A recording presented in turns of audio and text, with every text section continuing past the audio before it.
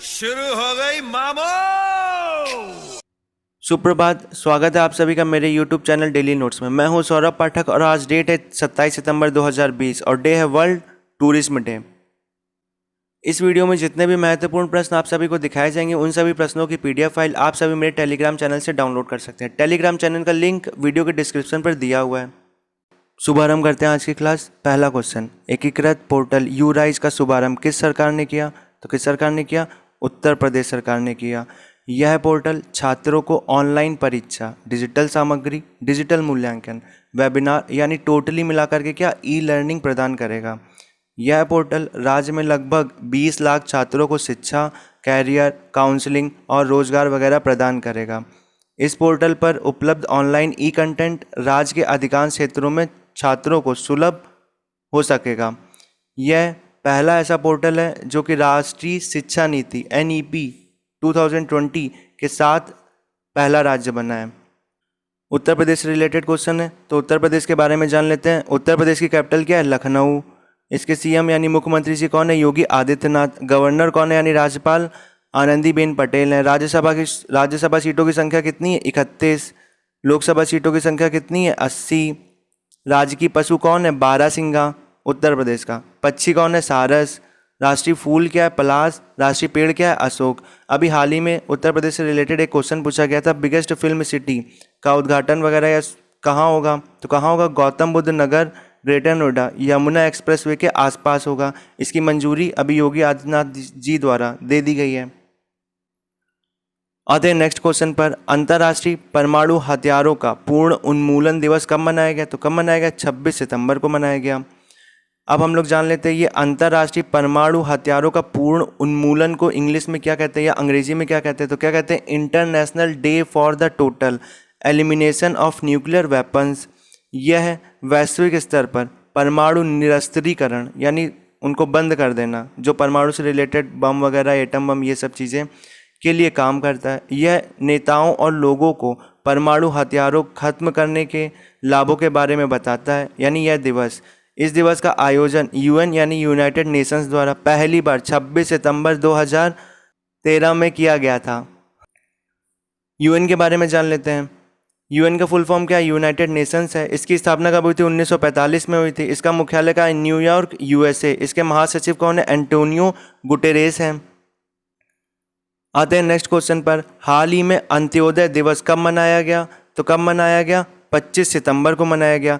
यह दिवस पंडित दीनदयाल उपाध्याय की जयंती के रूप में मनाया जाता है। इसे 25 सितंबर 2014 को यानी जब मोदी सरकार आई थी तो मोदी सरकार द्वारा घोषित किया गया था। ठीक है। उपाध्याय जी का जन्म कब हुआ था? 1916 में मथुरा में हुआ था। ये भारतीय जनसंघ के प्रमुख नेता थे। आते हैं नेक्स्ट क्वेश्चन पर। WRI 2020 में भारत का कौन सा स्थान रहा? तो कौन सा स्थान रहा? 89वां या 89वां स्थान रहा। WRI का फुल फॉर्म क्या होता है? वर्ल्ड रिसोर्सेज इंस्टीट्यूट यानी हिंदी में वैश्विक जोखिम सूचकांक। ठीक है। तो यह सूचकांक संयुक्त राष्ट्र विश्वविद्यालय के पर्यावरण और मानव सुरक्षा संस्थान यानी UNUEHS के सहयोग से विकसित किया गया था। यह सूचकांक भूकंप, तूफान, बाढ़, सूखा आदि आपदाओं के आधार पर जारी होता है। इस सूची में पहले स्थान पर वनुआटू तथा दूसरे स्थान पर टोंगा व अंतिम स्थान पर यानी 181वें पर कतर है। ठीक है। UNUEHS के बारे में जान लेते हैं। इसका फुल फॉर्म क्या है? United Nations university institute for environment and human security है। इसकी स्थापना कब हुई थी? 2003 में हुई थी। इसका मुख्यालय कहाँ है? जर्मनी में। इसके निदेशक कौन है? सेन सियोमेंग जी हैं। आते हैं नेक्स्ट क्वेश्चन पर। सिएट के नए ब्रांड एम्बेसडर कौन बने? तो कौन बने? आमिर खान जी बने। ये अगले 2 वर्ष यानी आने वाले 2 वर्षों के लिए सिएट का प्रचार प्रसार करेंगे। सिएट सिक्योर ड्राइव को बढ़ावा देने के लिए दुबई में चल रहे IPL 2020 के दौरान 2 विज्ञापनों में बड़े पैमाने पर प्रीमियम टायरों का एक श्रृंखला की सुविधा देगा। सिएट इंडिया के बारे में जान लेते हैं। इसकी स्थापना कब हुई थी? 1958 में। इसका मुख्यालय कहाँ है? मुंबई में। इसके चेयरमैन कौन है? हर्ष गोयनका जी हैं।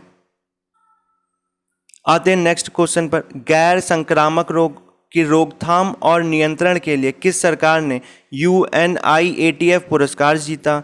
तो सबसे पहले जान लेते हैं किस सरकार ने जीता। केरल सरकार ने जीता। अब हम लोग UNIATF पुरस्कार के बारे में जान लेते हैं। इसका फुल फॉर्म क्या होता है? United Nations inter agency task force. यह पुरस्कार गैर संक्रामक रोगों की रोकथाम और नियंत्रण के लिए दिया जाता है। इस वर्ष यह पुरस्कार केरल के साथ विश्व के 6 और स्वास्थ्य मंत्रालयों को मिला है, क्योंकि ये WHO से रिलेटेड है। तो WHO के बारे में जान लेते हैं। WHO का फुल फॉर्म क्या? वर्ल्ड हेल्थ ऑर्गेनाइजेशन है। इसकी स्थापना कब हुई थी? इसका मुख्यालय कहाँ है? स्विट्जरलैंड में है। इसके महानिदेशक कौन है? टेड्रोस एडहेनोम है। क्योंकि ये क्वेश्चन केरल से रिलेटेड है तो केरल के बारे में जान लेते हैं। केरल की कैपिटल या राजधानी कौन है? तिरुवनंतपुरम है।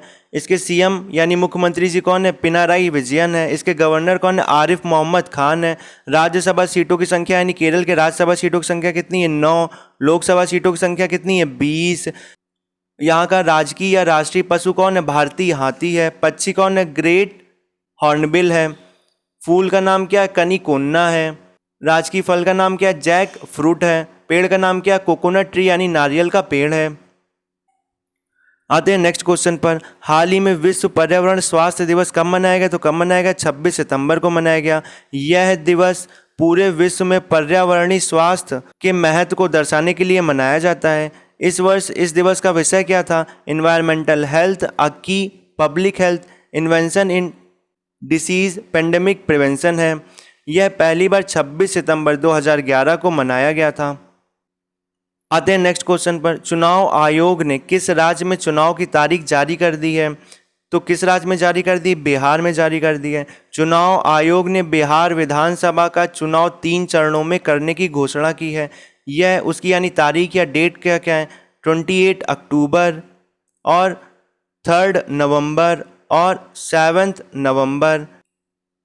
क्योंकि ये क्वेश्चन बिहार से रिलेटेड है तो बिहार के बारे में जान लेते हैं। बिहार की कैपिटल क्या है? पटना है। CM यानी मुख्यमंत्री जी कौन है? नीतीश कुमार जी हैं। गवर्नर कौन है? फागू चौहान है। राज्यसभा सीटों की संख्या कितनी है? 16 है।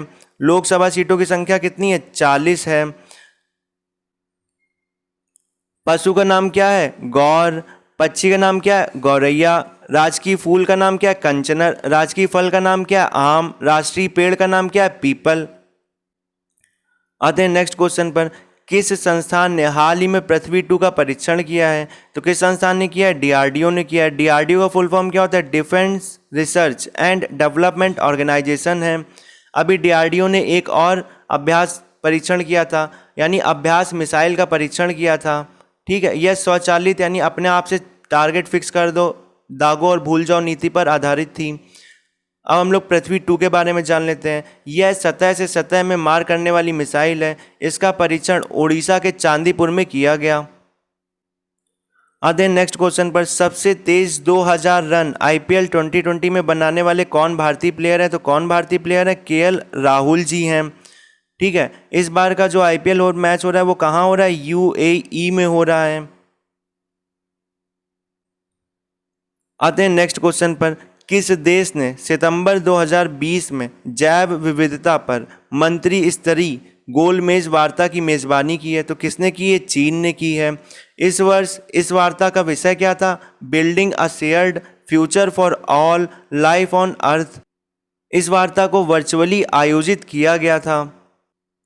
क्योंकि ये क्वेश्चन चीन से रिलेटेड है तो चीन के बारे में जान लेते हैं। चीन की कैपिटल या राजधानी क्या है? बीजिंग है।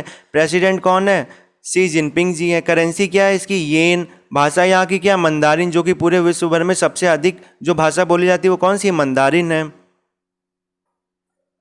आते हैं नेक्स्ट क्वेश्चन पर। कार्य सदस्यता नामक कार्यक्रम किस कंपनी ने लॉन्च किया? तो किस कंपनी ने लॉन्च किया? मारुति सुजुकी ने लॉन्च किया। इसमें कार की सदस्यता लेकर आप कार को कहीं पर भी बिना खरीदे ले जा सकते हैं। तो जो भी लोग इस चैनल पर नए नए जुड़ रहे हैं, चैनल को लाइक, शेयर और सब्सक्राइब करें और मेरी मेहनत को सफल बनाएं। धन्यवाद।